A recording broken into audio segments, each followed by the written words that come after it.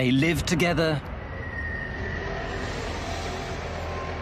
They love together. They kill together.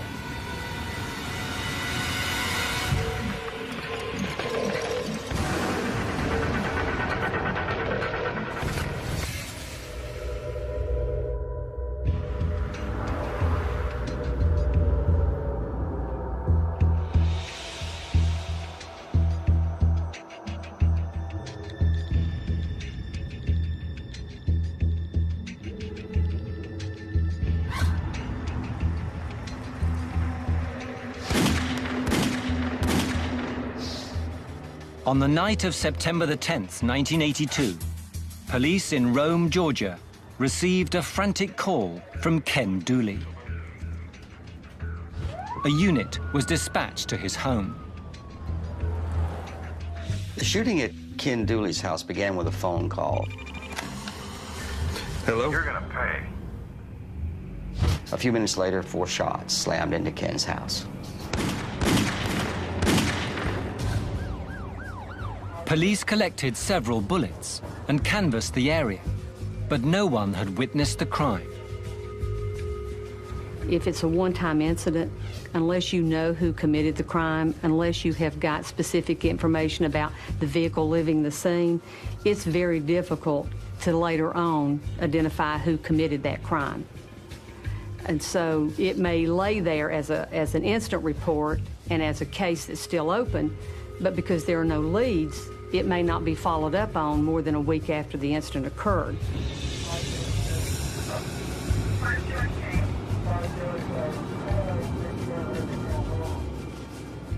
The following night,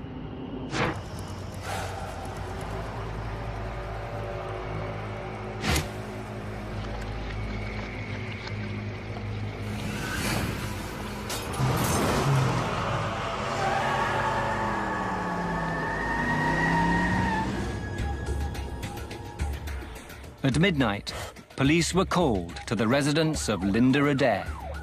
There was a phone call. Someone asked for Linda. And then not long after that, there was a firebombing at the house. Nothing like this had happened in her life. And while the police were there, they began to question people, look around. And at that point, someone, a neighbor, came and said that they had seen a car go by slowly. There was a man driving the car, and there was a young woman with brown hair. Police looked for connections between the victims. They discovered that both Linda Adair and Ken Dooley worked for the Rome Youth Development Center, also known as the YDC. Well, the YDC is a holding facility for juveniles under the age of 17. Adults go to jail. YDC is where a juvenile is detained. Shortly after the attack at Linda Adair's home, police received an anonymous call.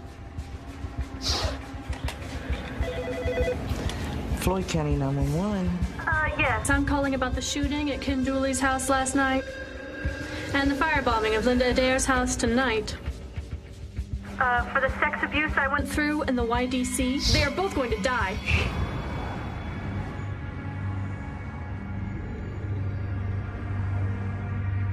Ken Dooley and Linda Adair were brought to the police station the next morning to listen to a recording of the call. For the sex abuse I went through in the YDC, they are both going to die. Police questioned them about the accusations. These abuse claims were very thoroughly investigated. It was a serious accusation. There are a lot of girls in YDC, and there are certainly occasions for abuse. They were not able to authenticate any accusations. With nothing more to go on, the case went cold. But less than 2 weeks later, things in Rome, Georgia, would heat up again.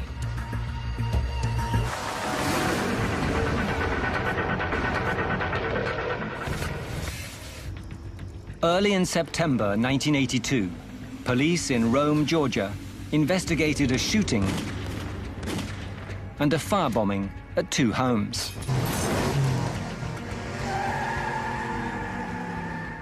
Despite accusations from an anonymous phone caller, investigators were stumped.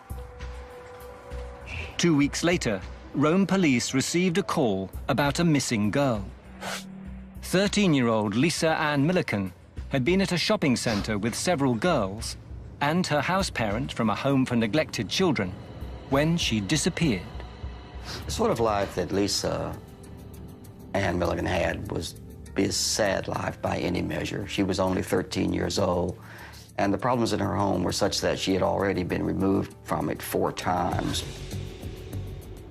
After a search of the shopping center drew a blank, police interviewed Lisa's parents, as well as several of the home's residents and employees. None of them knew Lisa's whereabouts. Because of the conditions of Lisa's life, and because she'd been placed in a girl's home, the police thought that she had certainly run away.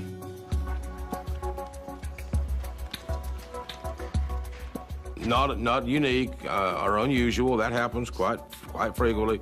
Kid will run away somewhere, or an adult, or she most likely was going home.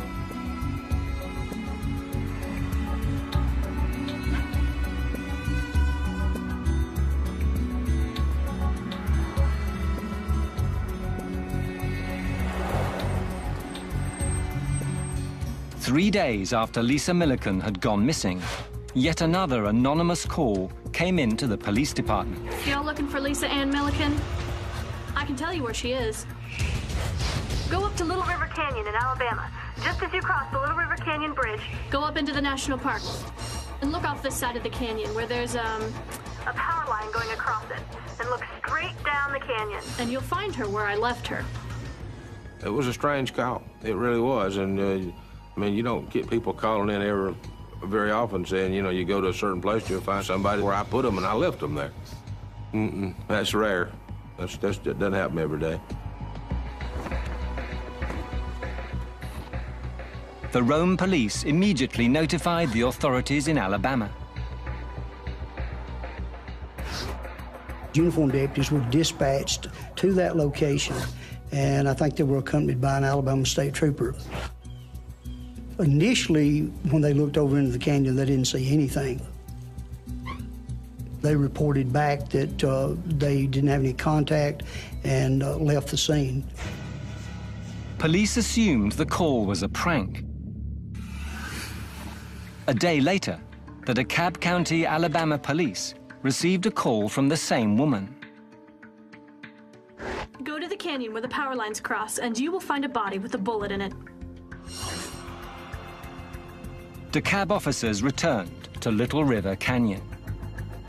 But once again, they found nothing. I had left my car a little further than the rest of them. So when they departed, of course, I had to walk 5-6 minutes to get back to my car. And just on the rim of the canyon, there was a tree. And I reached out and got the tree with my right hand, held a flashlight in the left, and held my hand out over the rim of the canyon. I did. The spot of the light was right in the back of the young girl. If you walk up to the edge, you're looking down, but the edge extends out just a little bit, so when the body was thrown off or pushed off the canyon, it ultimately ended up sort of back up under the ledge. You had to actually lean out and look over to be able to see it. On September the 29th, 1982, Lisa Milliken's body was found, 56 kilometers from the shopping center where she had last been seen. We have a lot of evidence of killers who enjoy having their victims found so that they can see it reported in the newspapers, and because it helps them to glory in it. What good is it to have a victim that nobody knows about?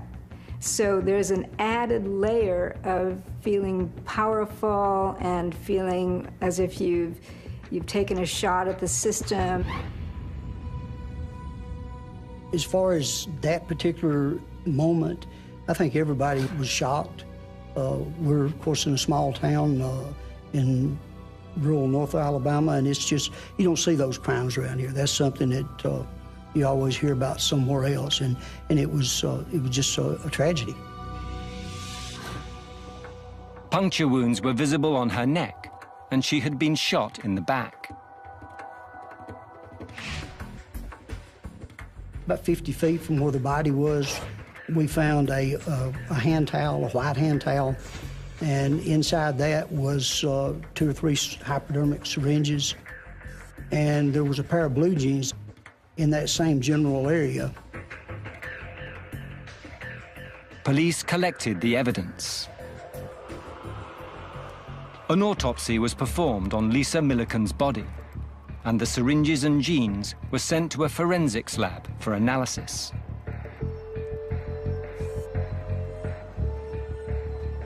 While awaiting the results, investigators from Alabama and Georgia joined forces in the investigation.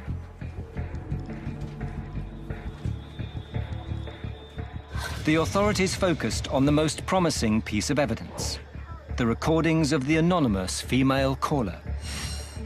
We had found a report had been filed back in September.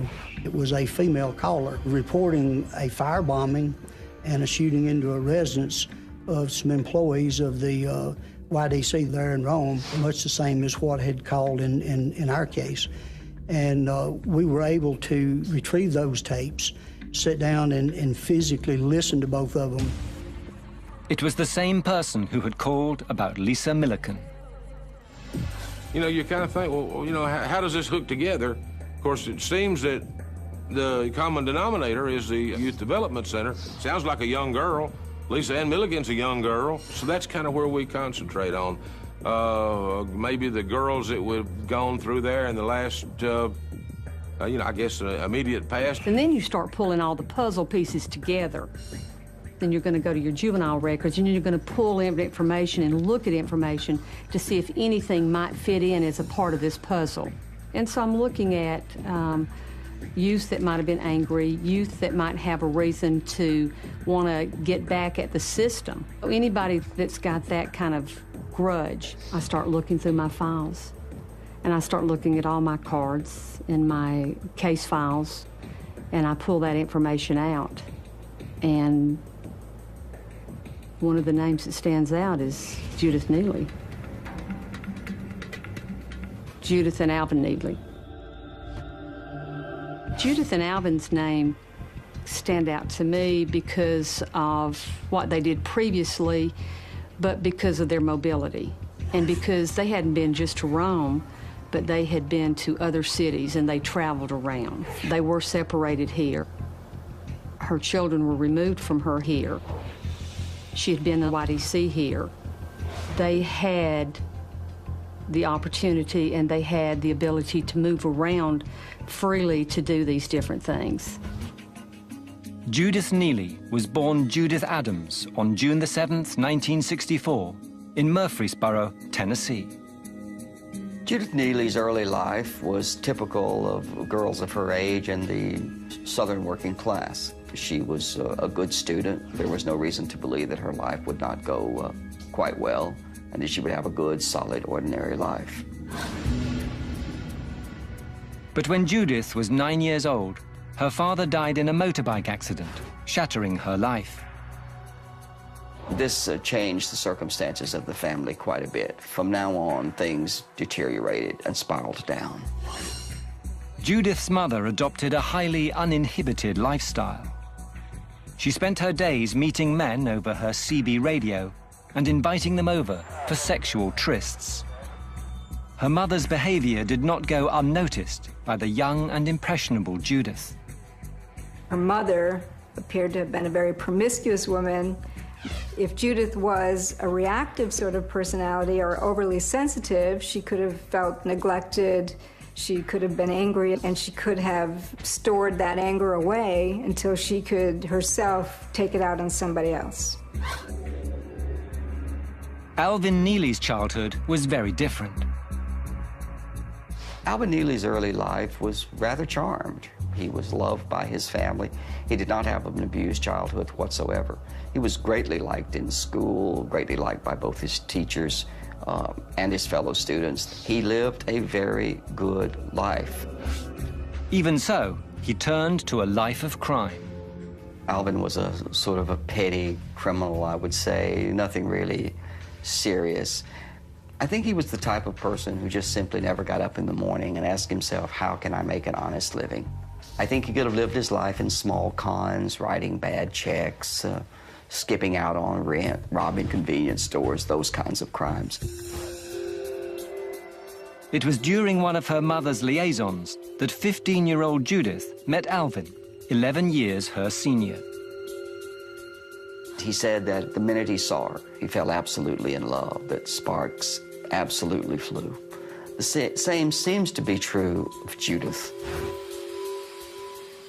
He offered her this sense of an older male who had figured out a way to buck the system and to live a life that she saw as exciting, a life of crime.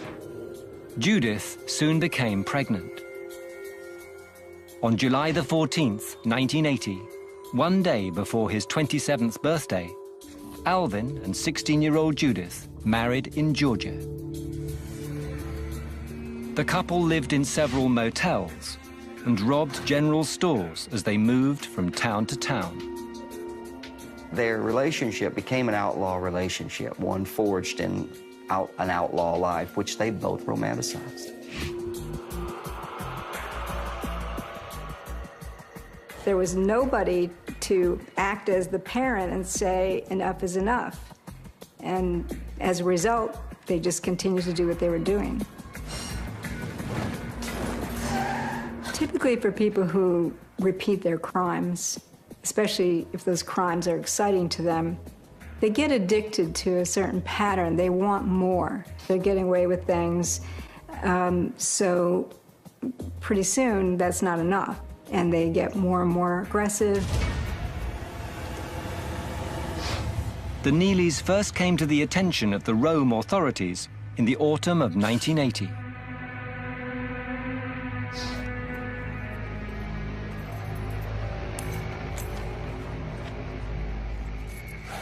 We didn't see 16-year-old, 9-month pregnant teenagers committing armed robberies. The following day, Judith was arrested for trying to use a stolen check. She was placed in the YDC. You're more likely to see a man committing the offense and maybe a female is in a secondary role. But in this case, Judith Neely was the primary aggressor and very much 9 months pregnant. In fact, she gave birth 2 days after the robbery occurred. Custody of Judith's newborn twins was granted to Alvin's mother. I remember thinking, wow, this young girl, oh, golly, I mean, how was she raised or what's happened to her in life? Because she was venomous.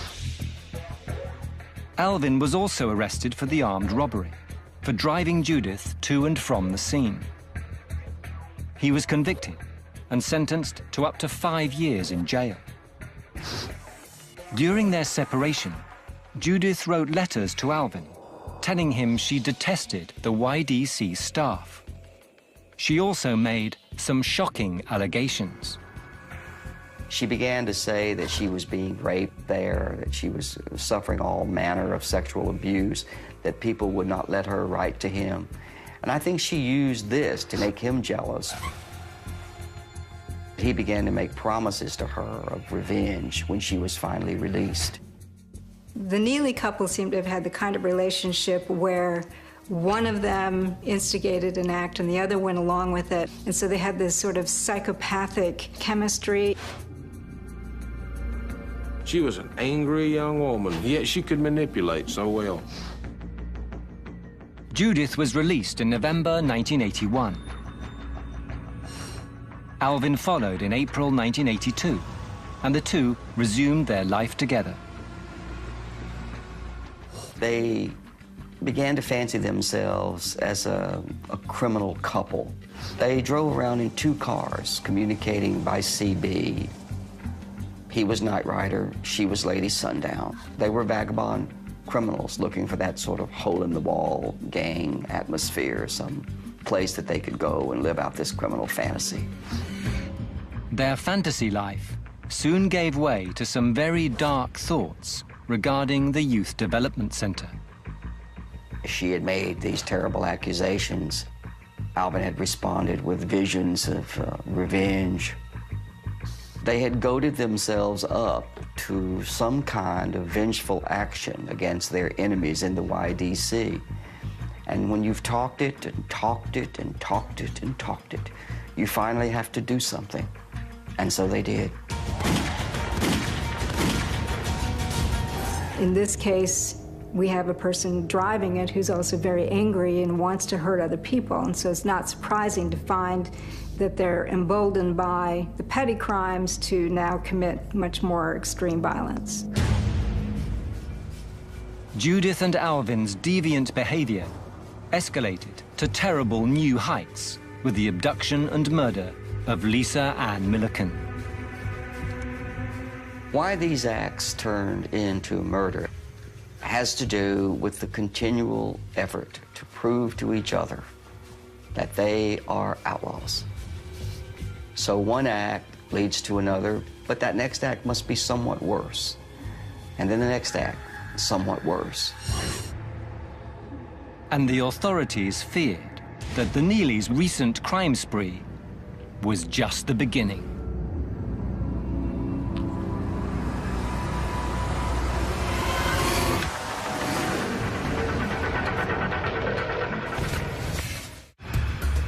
In the autumn of 1982, the authorities in Georgia and Alabama were searching for 18-year-old Judith Neely and her husband, 29-year-old Alvin Neely. The Neelys were suspects in a series of crimes, including arson and murder. What sets the case of Alvin and Judith Ann Neely apart is that she seemed to be more of the instigator than we typically see in these teams.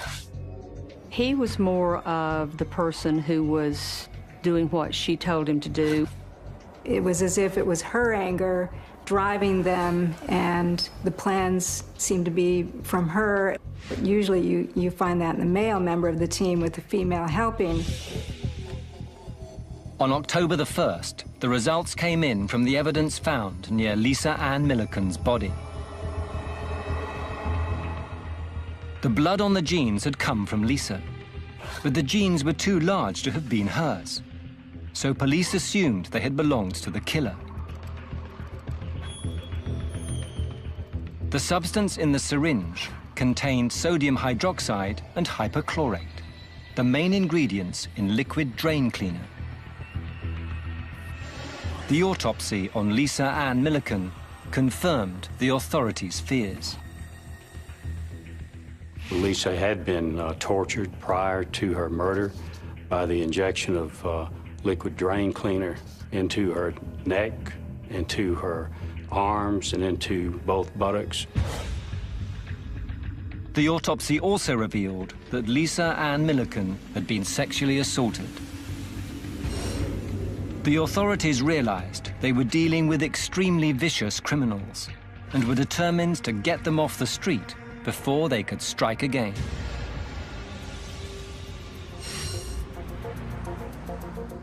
On October the 3rd, reports came in to the Rome Police Department about a woman matching Judith Neely's description who'd been accosting and attempting to pick up young women and girls. We began to look at the attempted pickups, the attempted abductions, and it was pretty obvious to us at that point that we had the potential of a serial killer on the loose.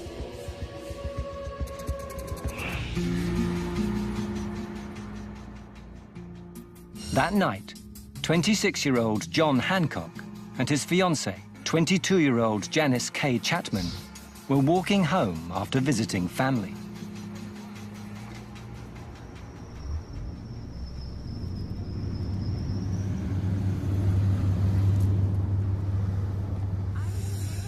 The way Judith lures people into her car is by playing the small-town girl in a new town. She would come up to people and say that she was new in town and that she was friendless, and then she would invite those people to go riding with her in her car. John and Janice believed Judith's story and took her up on her offer. The three drove through the Georgia countryside. During the course of the drive, she gets into contact with CB radio with someone who's called Night Rider. They begin to chat, and Judith says that she has some new friends in the car with her, and perhaps that all of them should meet. Hey,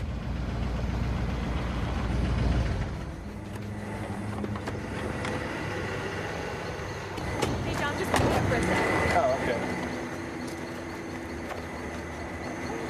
You got it in control now. Hold on. Hey, John. Yeah. Come here. Okay. After they all meet up, they split up. John goes with Alvin. Janice goes with Judith. The decision is made to try to find some moonshine to liven things up for the evening, and they head out into a more deserted area to look for that. Judith and Janice followed Alvin and John. During that ride, John needs to go to the bathroom. He asks Alvin to pull over, and Alvin does.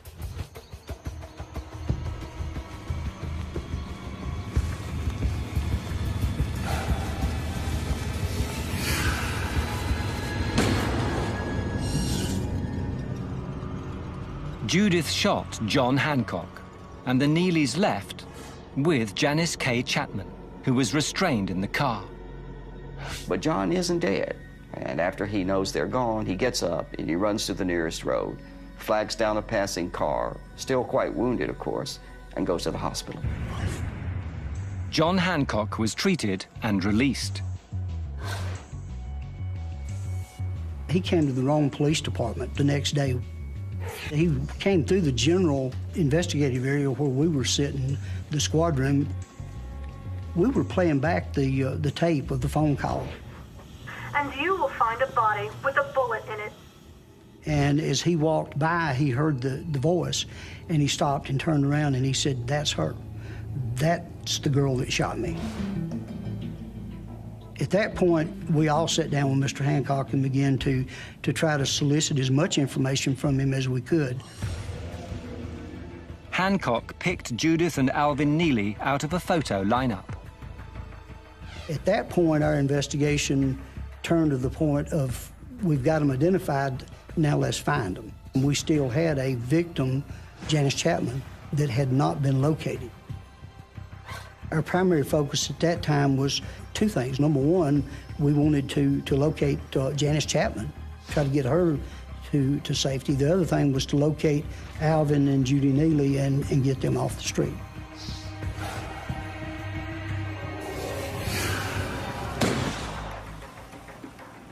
Georgia and Alabama authorities, now joined by federal agents, searched across several states for the Neelys.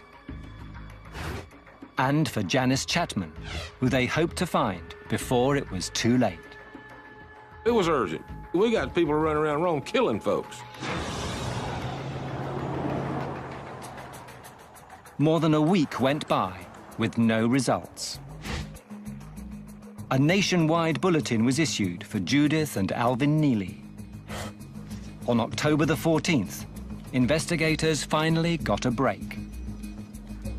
We contacted the authorities in Tennessee, the area that they were known to have been from, and were fortunate enough to find that Alvin and Judy were both in the Rutherford County Jail in Murfreesboro, Tennessee, on some check charges, some forgeries, something totally unrelated to this. I think it was probably 4 or 5 carloads of us that drove up there, and then we divided into 2 search teams and went and searched the automobiles of Alvin and Judy Neely, and also the residence of Judy's mother, where they were in fact staying. Among the items police found were guns, handcuffs, CB radios, motel receipts under several aliases, and the letters Judith had written to Alvin when she was in the YDC.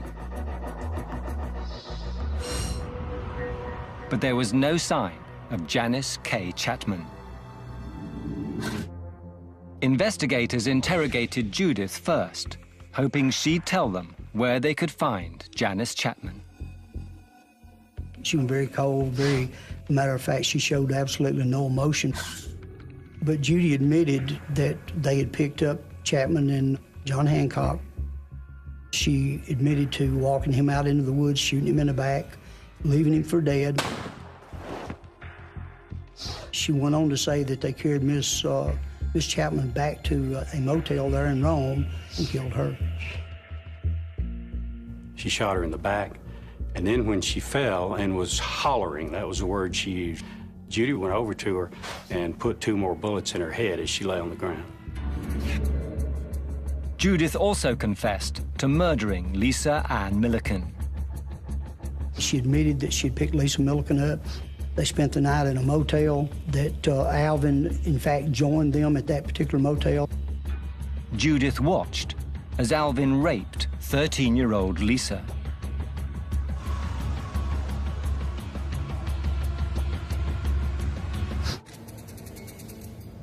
Judith Neely seemed to have a condition where someone gets excited at watching another person be violent. Judith Neely might have enjoyed watching her husband raped, either because she just liked to see that kind of violence against another woman, or because there was an element of self-hatred in it where she could envision herself as the woman being raped. Judith Neely tried to kill Lisa 7 different times. She injected her 6 times with a solvent used to clean drains, but that didn't work. Time was passing, Judith grew impatient, and so finally she asked Lisa to stand up beside the edge of the canyon, and there she shot her in the back. After Lisa was dead, to Judith's surprise, she was still at the top of the canyon.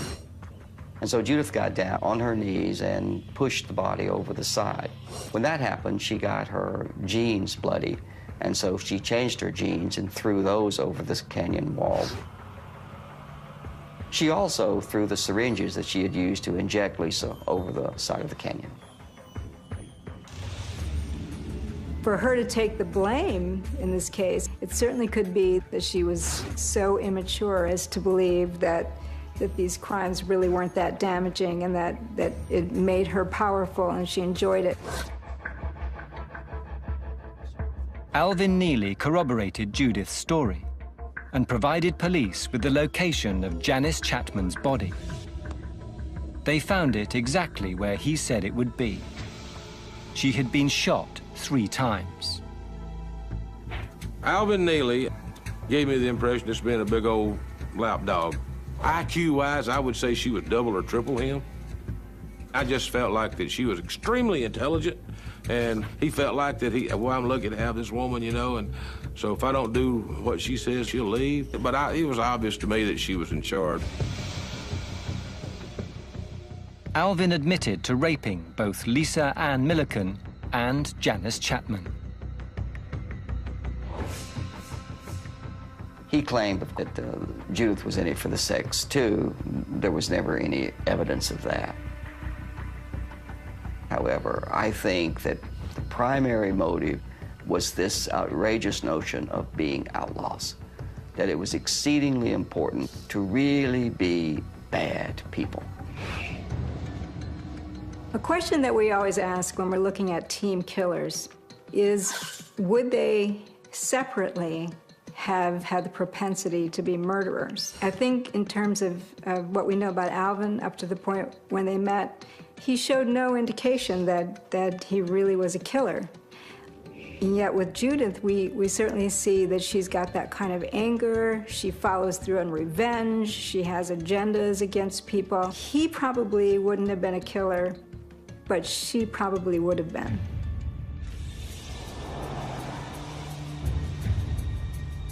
On October the 16th, just over a month after their crime spree had begun, Judith and Alvin Neely were extradited to Alabama to face charges in the death of Lisa Ann Milliken. We never had any evidence or proof that he committed a crime in our jurisdiction. I think it was a power thing for Judy. She wanted to be in charge. She wanted to let somebody know that she had done it, and it was her way of saying, here I am. But faced with a 3-count indictment of abduction with intent to harm, abduction with intent to terrorize and sexually violate, and murder, Judith applied for youthful offender status in the hope of avoiding a death sentence. Had she been granted that status, her maximum punishment would have been 3 years only. After considering Judith's past criminal history, as well as the shocking details of Lisa Ann Milliken's death, the court denied the motion.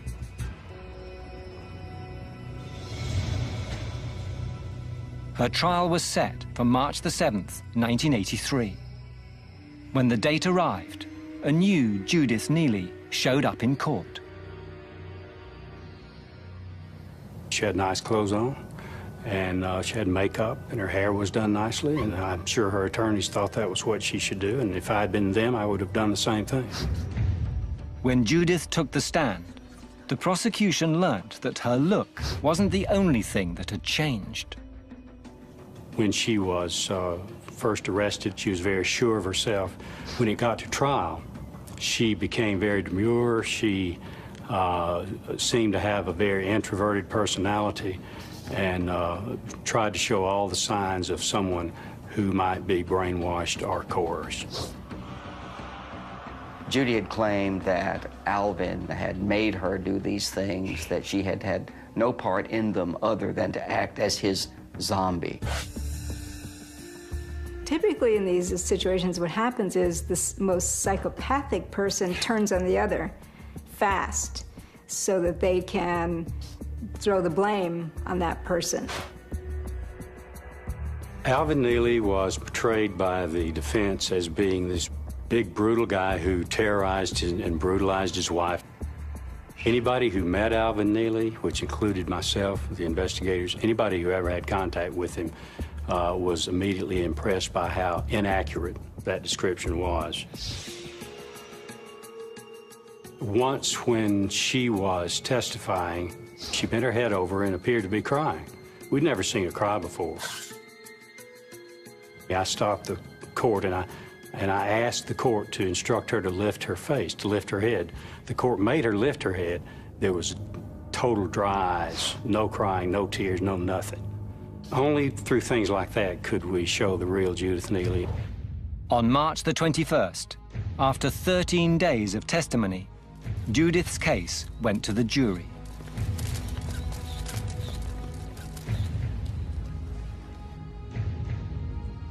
The next morning, they returned a verdict. Guilty on all 3 counts. They recommended a sentence of life in prison. Under Alabama law in a death penalty case, the jury returns a verdict and recommends a punishment. The judge must make the final decision. The judge rejected the jury's recommendation and sentenced Judith Neely to death. It was the judge's determination that if you couldn't execute Judith Neely in the state of Alabama for the crime of which she had been found guilty, you couldn't execute anybody. The only time I ever saw true tears from her was when the court handed down the death sentence. Then she cried. At the age of 18, Judith became the youngest woman in America ever given a death sentence. But the twisted saga of Judith Neely wasn't over yet.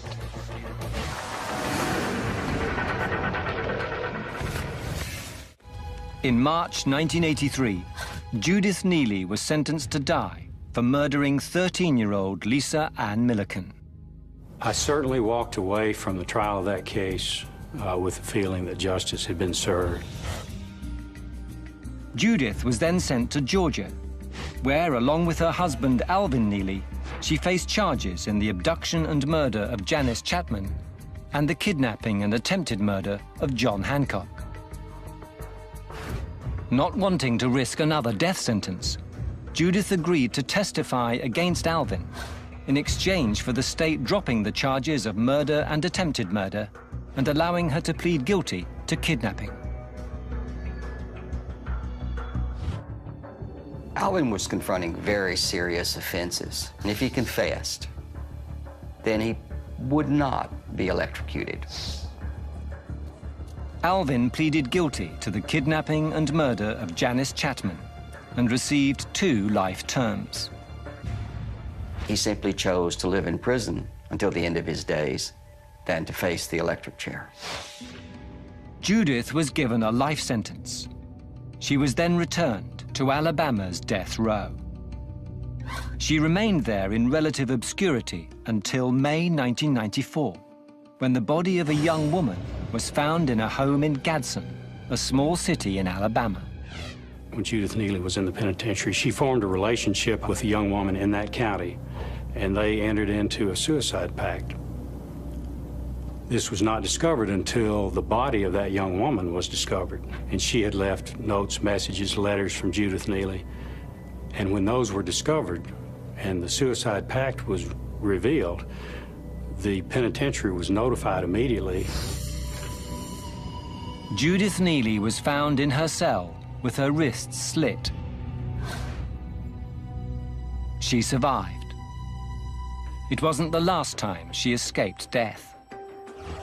Years later, the governor of Alabama commuted her sentence to life. Not from death to life without parole, but from death to life. So the issue of parole will be something that will have to be faced in one way or another in the future. On October the 24th, 2005, while serving out his sentence, Alvin Neely died from complications while undergoing surgery. Judith Neely will be eligible for parole in 2013 at the age of 49. She's been in jail a long time, and she needs to stay in jail a long time. She claims to have to be active in religious activity now, and that she's changed. But that's the same song that most people that go to jail sing. In my opinion, Judy Neely is probably one of the most dangerous women in 1982, and I think she probably still is today. If somebody were to say, do you have any examples of a woman who really was a killer, a cold-blooded killer, she springs to mind pretty fast. Despite the fact that she may have a lower victim count, the aggression, the anger, the manipulativeness, and the cleverness of what she was doing does stand out. But I also think because Alvin was much older than her and much more experienced, had been to prison, had done a lot of the petty thefts, that he was probably the dominant partner in terms of how they got money, the fact that they ran around as much as they did, and so each had a part in how they operated. There are certain relationships that simply combust into some kind of fiery element. And I think that's what happened in the case of Mr. and Mrs. Neely. And I believe that if they were to have met in a corridor or in a jail somewhere long after this trial, they would have shared a wink and a smile. Will Kat warm to the idea of touring with Nikki? New LA Ink is tomorrow at 9. Next, though, it's an honest day's work from Miss Von D as she shows off her